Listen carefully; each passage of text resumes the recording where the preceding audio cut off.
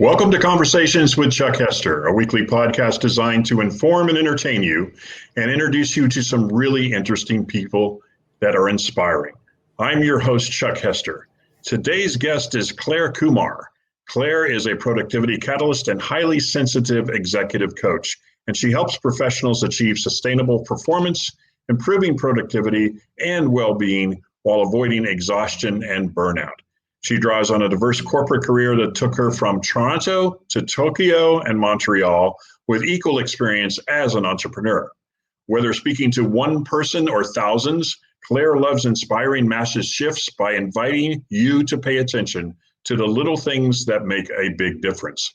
She welcomes all highly sensitive professionals, as well as those who want to love and support them, to find community in the Happy Space Pod. Clare, welcome to Conversations with Chuck Hester. So happy to be with you, Chuck. Absolutely. Well, I appreciate you taking the time, and I would be remiss because I normally mentioned her, but you and I met through one of my favorite people, Lori Marrero, who was my executive coach and put me in the right track.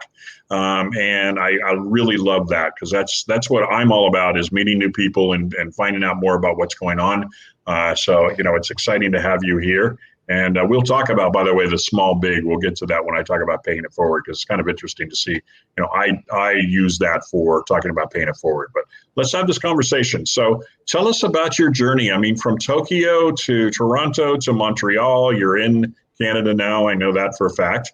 Let's walk through a little bit of how you got to be where you are today, and then we'll get into what you're doing now. Sure. So I studied biology way back. That was my degree. And I had always a love and interest in the psychology and biology of the human experience. But it's interesting, when I completed my biology degree, I decided I wasn't going into medicine. I didn't want to work in a lab, and I didn't want to work in the regular education system.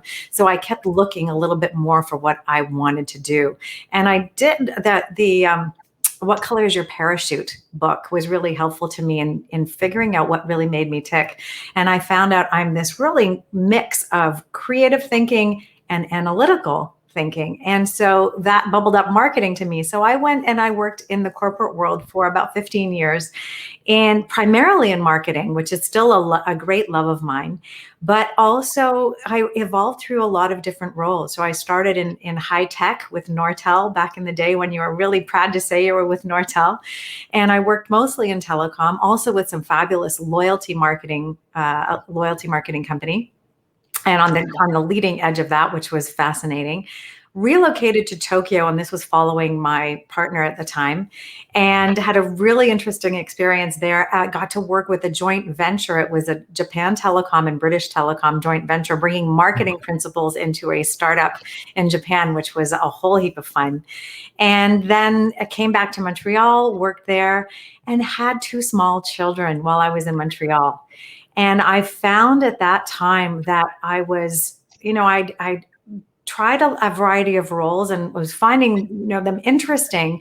But the more I looked up at leadership and the lifestyle that they were living and the stress my colleagues were under, I knew I needed to find something else that would generate more fulfillment for me, but also give me the autonomy I was looking for in shaping my world so that I could sustain my energy.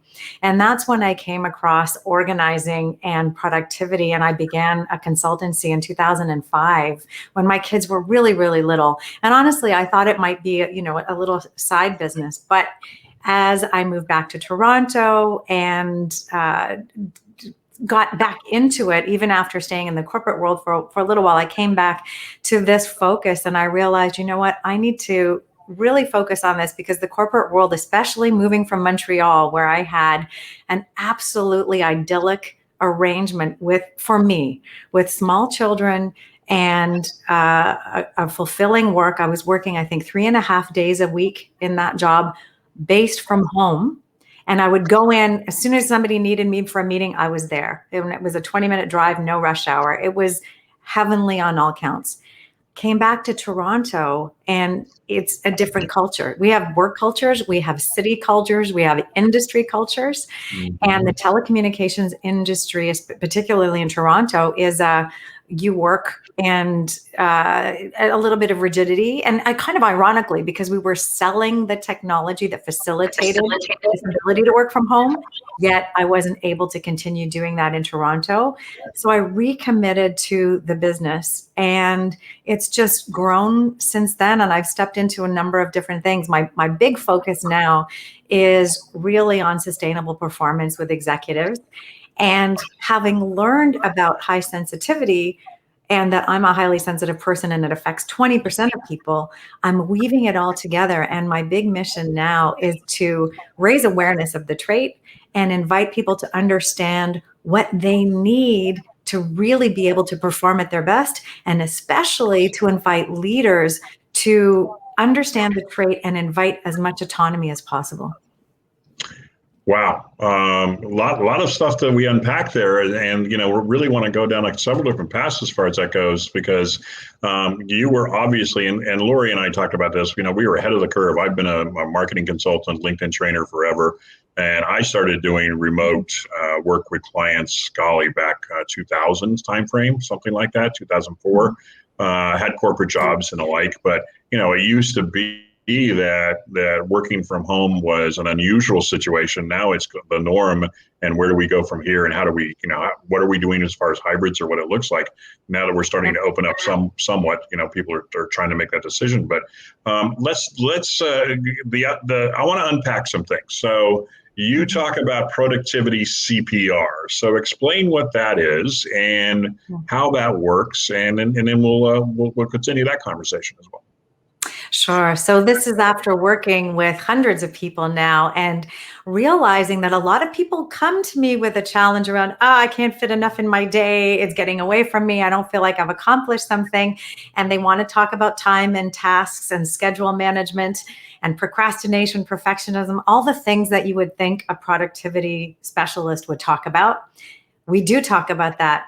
But we always inevitably also talk about other things. And so I'll give you the breakdown of the model, because where people want to start is often what we get to, but we need to back up a little bit. So productivity CPR is an acronym in this case, which stands for compass, performance, and rituals. And I'll give you just a short description on what each one of those is, so you can see how this forms a really holistic look at the way we're able to sustainably perform. So compass is all around setting intention.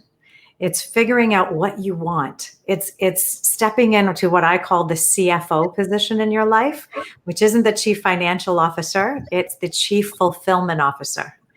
So you're in charge of sculpting a life of which you are proud and which I hope you truly, truly enjoy. And it's about refining the life we have and realizing we can, just as a sculptor would, we can add things or we can take things away. And so I really invite people to do a lot of self-reflection and figure out what are their intentions, what is the life that they're valuing, and maybe counter to what society tries to tell us is important. So that's the compass piece. P is for performance, and performance is where my biology degree finally makes sense.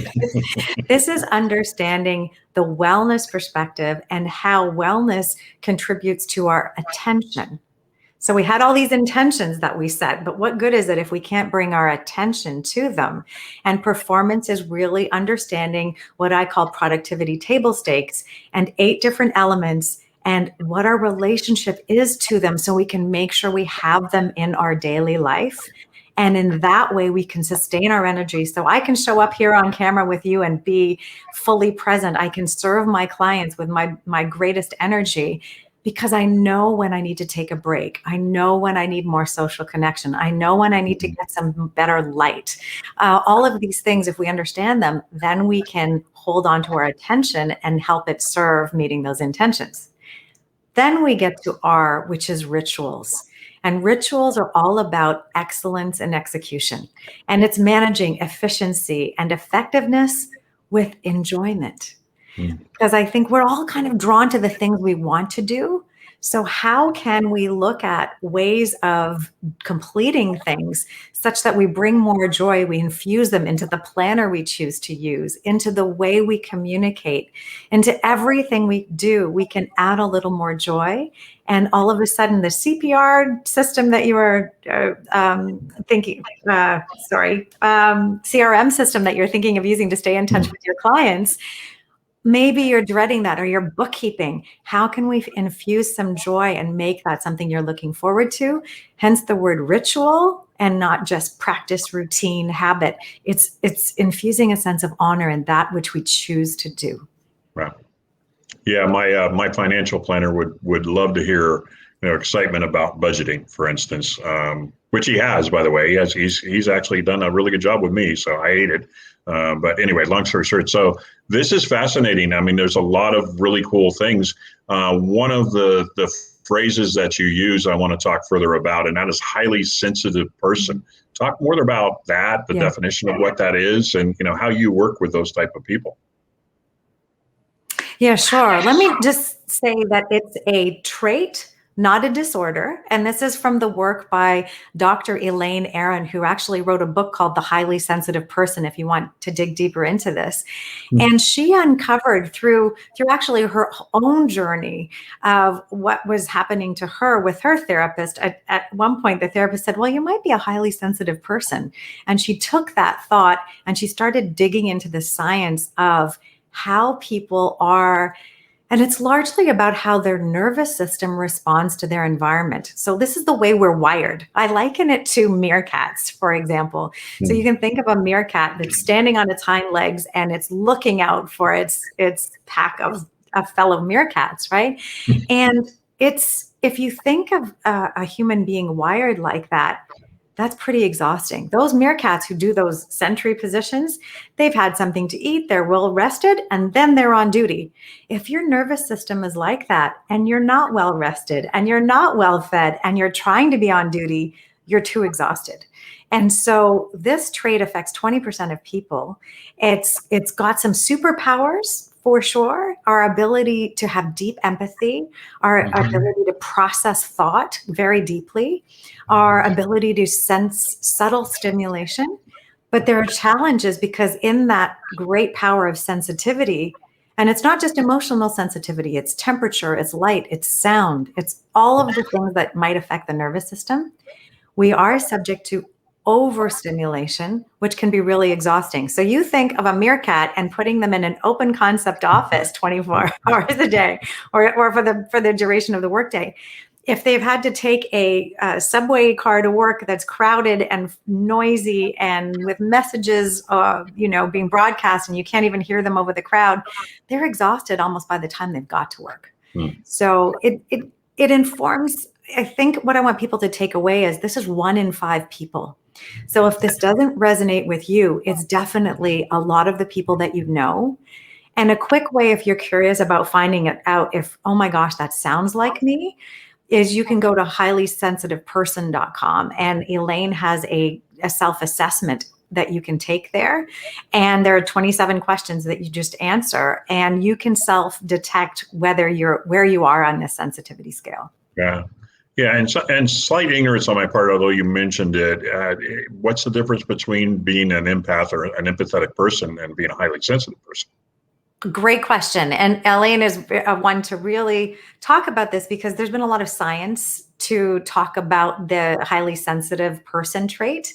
But with empaths, there is an overlap in terms of sensitivity for sure. My understanding of empaths, and I think there's one in my family, so I've seen this. There's a greater depth of intuition and tuning into things that we don't have necessarily scientific proof of.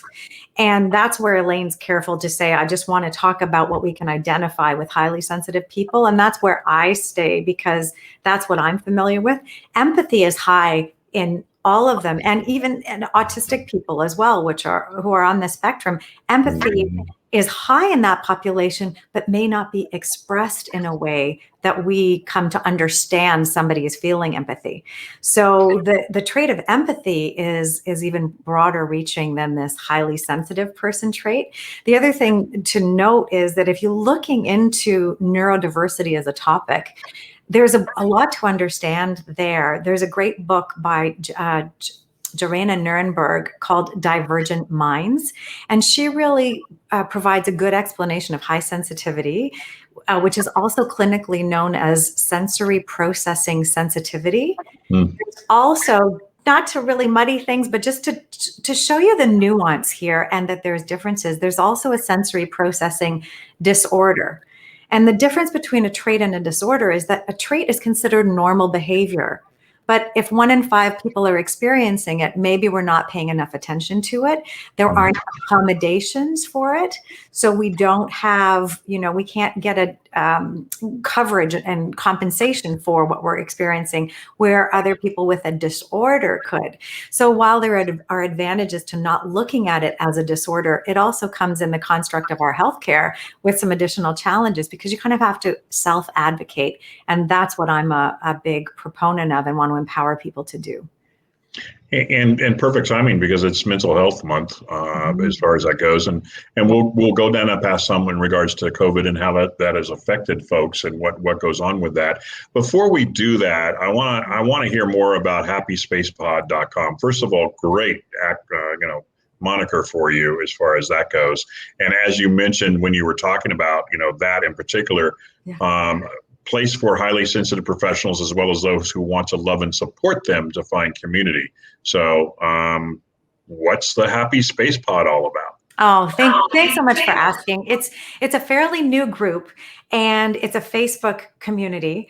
Because Facebook doesn't let you share a group very easily, I thought, well, I'm going to get around you, Facebook, and I created the URL so people could find it easily. Mm-hmm. And so the acronym HSP is in Happy Space Pod, which is my love of wordplay and playing with things. But why it's Happy Space Pod is that we need to empower highly sensitive people to create happy spaces, happy places where they can rest and restore, they can be at their most creative.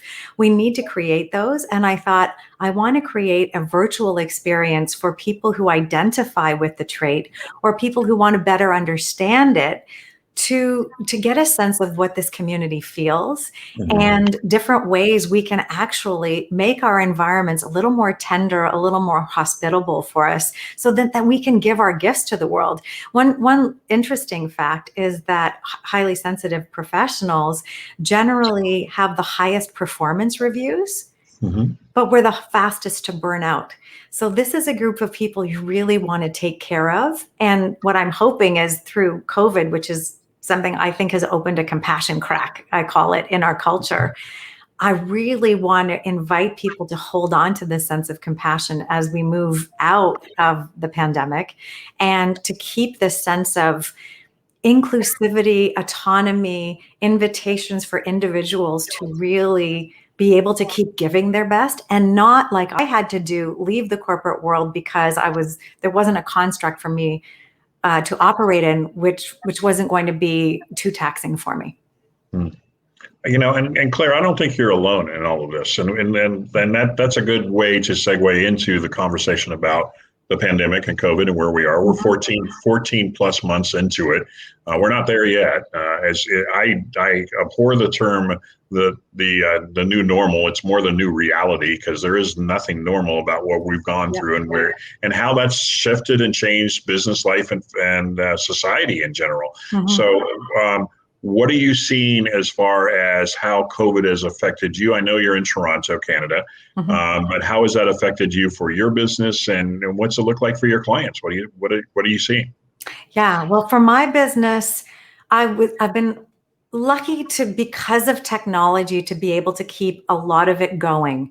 So the media work that I do, I work as a spokesperson for brands who have products or services that boost productivity and well-being.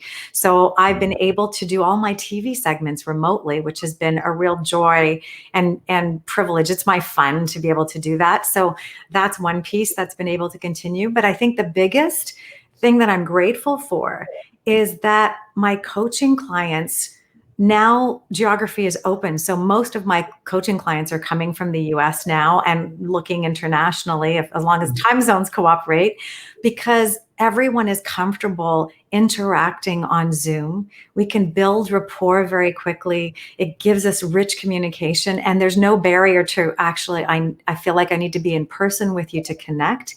We've all got experience in that. And that's, for me as an executive coach, that's huge in being able to connect with more people who really resonate with working with me. So, the term keeps coming up on a regular basis. As a matter of fact, I read an article this morning that said the founder of Zoom even has quote unquote Zoom fatigue. But I've got colleagues who basically say, no, the Zoom fatigue doesn't exist. You should be able to get off of Zoom, pick up a phone, come back to the Zoom, because it's the way of life, if you will. Not that this would be typical, but the agency that I work for, between me and my colleague, we had 17 hours of Zoom calls over a 3-day time frame. It was just, it's one of those things that we do very well, and we use WebEx, but we're on, not only do we do regular meetings, but then we jump on the phone and have a further conversation. So what's your take on Zoom fatigue, for one? And if you believe in it, or you believe in that, how do you combat it? And if you don't, why don't you?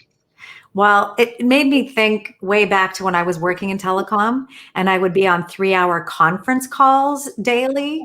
And never mind the video, those were taxing just because you were stuck in your seat kind of thing. And depending on what technology, if you had a headset, great. But it's far too sedentary and fixed. And it's demanding a kind of attention that we're not used to paying. I mean, even in our conversation now, Chuck, right? I am looking at the camera right now. I'm not looking at you when you're showing on screen. So we're not, in this case, I'm focused on making sure I give the viewer the best experience. That might not be as fatiguing as actually trying to read and pay attention to 16 faces on a screen and all that happens there. Marry that again with temperament, I would say. And this is why you'll see a spectrum of reactions out there. If you ask your highly sensitive people or your introverts, and just on that thought, 70% of highly sensitive people are introverts, 30% are extroverts. So there's a variance there. You're going to find different levels of comfort and tolerance and enjoyment with the video experience. What I think is really important, and what I urge leaders to do, and I have a course actually that I'm giving for an organization up here called Leadership Skills for Our New Reality. So I'm totally with you on that point. I invite people to be really intentional around communication. And this is going to be really important as we move into hybrid arrangements as well. You want to be thoughtful about where you really need those verbal cues and body cues, all of the richest communication. It's when a message is very complex, or it's when it's very sensitive and something could go off the rails, and you want to make sure what you're saying is being comprehended in the way you hope, being perceived in a manner you intend. So if we can be really intentional, first off, around the medium that we're choosing, and be very clear, and even in the invitation say, I would appreciate videos on for this conversation because of X, Y, and Z. Number one, that's a great place to start. Number two, for any meeting where you're having people get together, what I invite people to do, and I do this with my courses as well, say, you know what, for the first 5-10 minutes, let's everybody get a feel for who each other is and say hello and know that there are people out there. And if you've just come off back-to-back meetings and you're tired and you need a break and you don't want to both listen and look, then feel free to turn your camera off and participate. When you do want to speak to the group, I'm going to ask you to turn your camera on for the help that it provides someone who's, their English may not be their first language, and seeing somebody's lips move with the audio is a real help, for example. So it's nuanced. I think. And if we can, as leaders and people inviting others into communication, be thoughtful about the experience, not knowing what's gone on in someone's day, inviting them to choose the best for them, but also asking for what we really want. I think that combination is going to make for rich communication going forward. Yeah, and I think the protocol, I have one particular meeting that we do on a regular basis, and the organizer requests that we are on camera. So part of that is I want you to engage with me, not just verbally, but visually as well, to be able to work that through. But at the same time, I love the idea, and we kind of do it by accident, I guess, if you will. But, we'll have an hour-long meeting on a particular project or whatever. And the first thing we start talking about is the gardening or, what's going on in Houston or whatever it may be. Kind of breaks the ice that we're all on, like, okay, I know you're in back-to-back meetings. I'm in back-to-back meetings. Breathe for 5 minutes. And let's have a conversation and connect with people. So being able to work that. So, well, Microsoft Teams, I think, has just incorporated, or Outlook has just incorporated, starting minutes at 5 minutes after, meetings at 5 minutes after. So you're actually putting the expectation of the breath in there. So it doesn't actually start. And so I'm running some group coaching this week, for example, and I said, expect us to start at 12:05. So if you have an 11 to 12 meeting, take that 5 minutes to either come and join a social connection and meeting your fellow participants, or take the break that you need to just calm the mind, clear the thinking, have a really effective transition between what you were doing before and what you're going to be stepping into now. Set your intention for this experience. And we can't do that if we don't have moments in between where we can reset. Yeah, and close colleagues, that's the case. Get off a meeting, let's have a 10-minute conversation. And I can promise you those 10-minute conversations or the one-on-one conversations is always video because we connect that way. I've got a really good colleague, a friend of mine who just had a baby about 4 months ago, and occasionally Marshall shows up. So I want to get a chance to see the chubby cheeks, for heaven's sake. So it's a nice way to personalize who you are as well. You're not just this person that logging on to another meeting, and we're doing better work as a result of that. So that's really awesome to be able to do that. Now, Clare, yeah, you know what? I just to piggyback on that, I invite people to have conversation with me. If somebody wants to book a discovery call with me, I have chatwithclare.com, and it offers different lengths of conversations in this particular discovery call. And in the intake for that, it says, it assumes we're having a phone call, but it says, if you'd prefer video, let me know. And then I set up the meeting and I send the link. And I would say it's 80% that want video that have been coming through that in the last about 3 months. Some people are like, phone call is fine, thank you. I don't want to have to be camera ready. And other people are like, no, I want to meet you. And so I give whoever's meeting me the choice. Yeah, and that's a slight controversy with I have a system on networking where I'll connect with you. I want 15 minutes of I offer the Calendly and my Calendly set up same way. If you want to do a phone call, that's fine, but here's a video link. We'd be able to do that. And 90% of people are saying they're going to do the video link. But there's a lot of people out there say, I don't want to. I want to connect with somebody and get to know them through text and whatever. Honestly, that to me is like not networking. So actively involved in that. And we brought up LinkedIn, and this is my way around LinkedIn Live rules, if you will, by asking this question, Clare, your top 2 or top 3 social networks, and which one do you prefer to be on? Oh, well, that's a good question. Actually, I find LinkedIn sadly not as fun as I want it to be, but I start my day in LinkedIn with the daily news, and I'm always reading like what's on the forefront of working from home and flexibility, autonomy. How are people being treated? What are they negotiating for? I start there. I created my Happy Space pod in Facebook because I find the group experience a bit more relaxed there and more visual. It just felt better. And I like Instagram as well. So Clare Kumar is where I am on all these different things.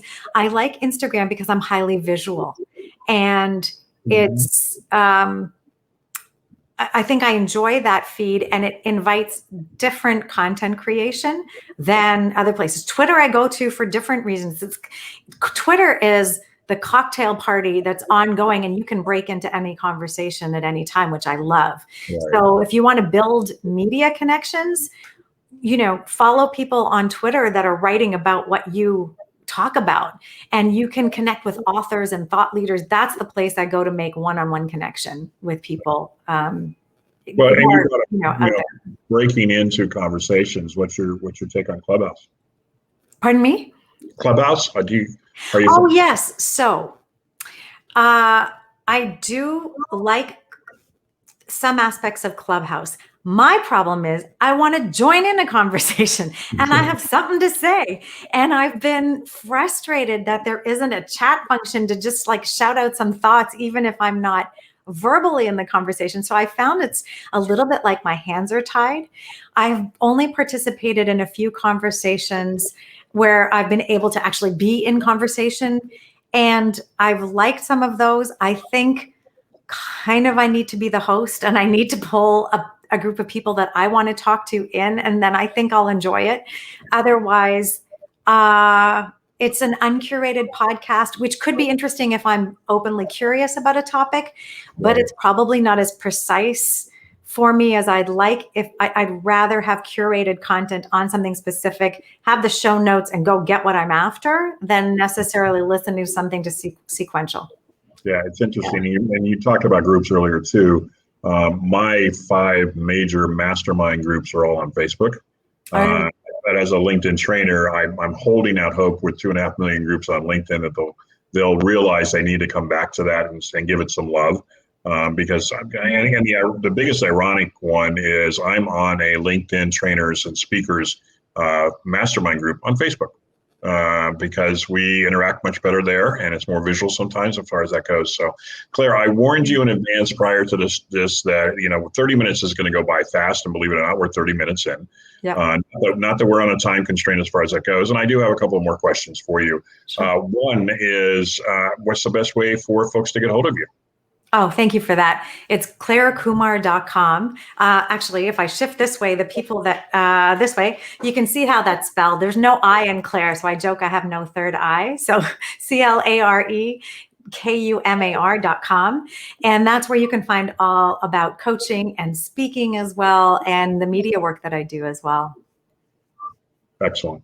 And I'm assuming you're open to LinkedIn invitations. Like, when I speak, I always say, just say I rocked when I spoke. I'm able to do that. So, for my listeners who are listening live, and then the ones that are coming in, hey, you know what, Claire, you killed it on Chuck Hester's conversation. So I'm sure you'll be more than happy to work with. Please. Yeah, I love knowing what brought us together. Like a little mention about what prompted you to reach out to me. So I just had a potential new client reach out, and because a talk I gave, his wife heard, and it just is, it's kind of extra special to know how you were brought together. So yes, definitely do that. And I welcome LinkedIn connections. I find they work better if I'm connecting with people from my computer than my phone, because the phone wants me to just hit connect, and I don't get to personalize this invitation, right? There's a workaround. We'll talk about that later, but yeah, and it's fascinating to see, LinkedIn's got some really cool hidden features. I know for a fact, and I will be transparent here. I went to YouTube to make sure I pronounced your name correctly. But you also have taken advantage of the little microphone there that's on your LinkedIn profile where people know how to pronounce your name. So it's always good to be able to have that. Yeah. So wrapping up here, Claire, and I told you we were going to do this in advance, but 3 takeaways for my audience as to what you'd like them to remember from this conversation and moving forward. I think the biggest invitation is to think about this high sensitivity trait. I just learned it about 6 or 7 years ago. And for me, it was very empowering to have language around how I am, and to realize that curating my experience so that I can preserve my energy is one of the greatest things I can do. So dig into the highly sensitive person and join the happyspacepod.com if you're really interested in being part of community. Number 2, look at your productivity holistically. So if it's just, you're thinking it's just tasks in your calendar, it might be, or could it be that you didn't sleep well the night before, and therefore you're not being able to bring your full mind and greatest energy to what you're doing. And third, be the CFO. Be the CFO in your life. Be your chief fulfillment officer. You cannot outsource that. And so however you can carve out some time to think about what you want your life to be like, how you want to show up in it. Take some time to do that and start making slow, small changes, incremental refinement. You're that sculptor, and you will create a life that you're really proud of. That's my big wish for everyone. Yeah, and excellent. And it's always fascinating to me. I did not know you that well. I know you much better now, but we will definitely be staying in touch as far as that goes. Clare Kumar, I greatly appreciate you taking the time out of your busy day to be able to connect with us today. And I look forward to further conversations. And folks, seriously, connect with Clare. It will be something that will be a delight for you to be able to do. And I greatly appreciate, by the way, you came on all smiles. I mean, and honestly, smiles are like that. Are contagious. So they really make a difference, as far as that goes. So greatly appreciate you coming on the show today. Thank you very much. My pleasure. Just one last thought for you. Sure. I was told in my 20s that I smiled too much. Don't let anybody ever tell you smile too much. No, definitely not. We don't have enough joy in the world. That is definitely something needed. So thank you again, Clare. Greatly appreciate you. All right. Thanks so much, Chuck.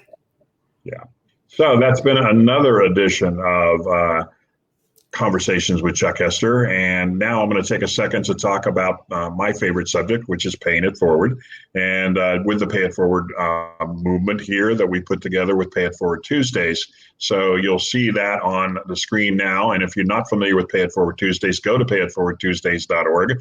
Always like to have a special shout out for my Pay It Forward 6, and that's Adam Sinkus, Jennifer Radke, Bob Shears, Brian Basilico, and Jeffrey Poche in the process of doing that.